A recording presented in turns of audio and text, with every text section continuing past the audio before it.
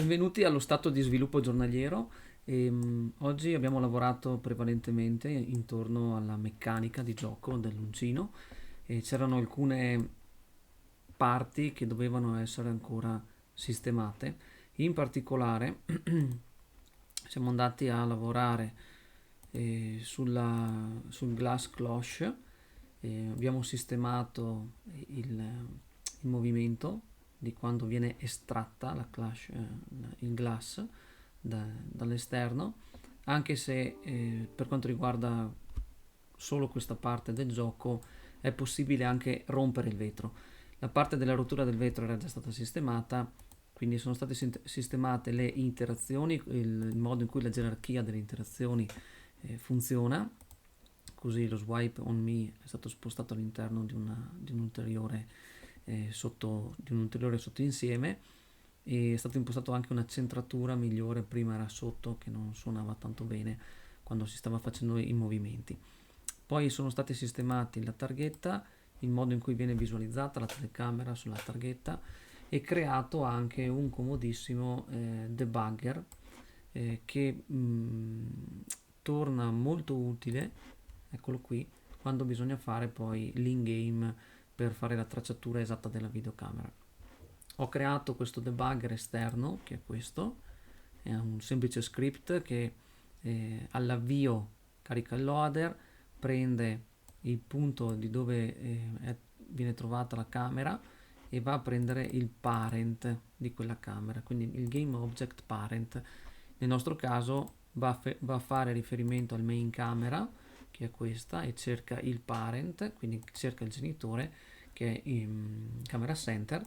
Una volta che ha trovato camera center, verifica le posizioni di camera center, quindi la posizione locale e gli angoli locali. Questi poi vengono convertiti secondo una normalizzazione che va a portare tutto ciò che è sopra i 180 gradi, li corregge e li porta a meno 360, fa questo tipo di correzione. Il motivo per cui avviene questa correzione è per rendere la visualizzazione della rotazione identica a quella che si vede nell'inspector, che è un problema comunissimo di tutti quelli che si trovano a utilizzare Unity, perché non riescono a capire la differenza che c'è tra un quaternion e la rotazione, che è da diventare matti letteralmente. Quando poi si è capito è semplice, ma non è poi così semplice. Quindi questo è importante, la normalizzazione, se uno ha bisogno di fare le cose sulla base dei gradi, torna utilissimo.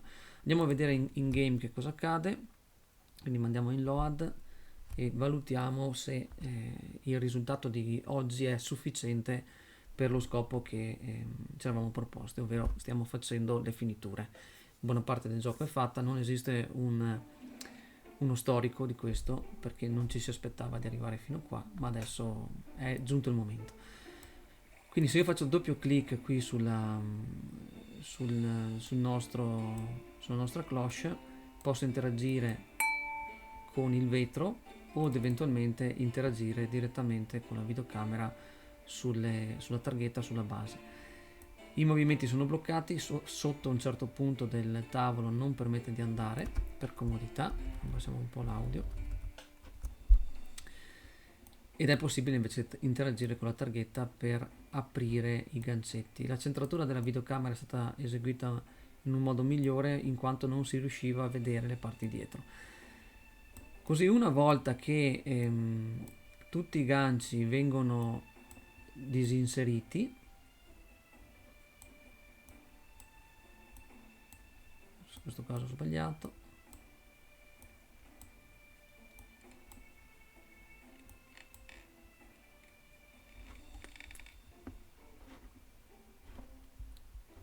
allora così, destra, sinistra, su,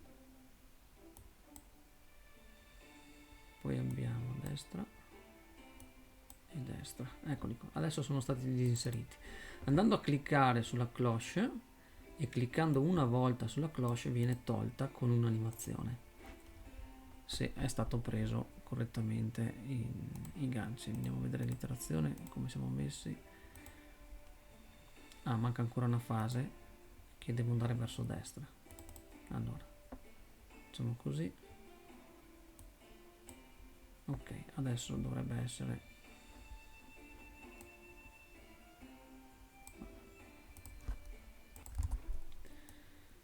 Quindi una volta che si fa doppio clic sull'oggetto si può cliccare una volta per toglierlo e poi questo andrà a sparire da solo direttamente con questo effetto.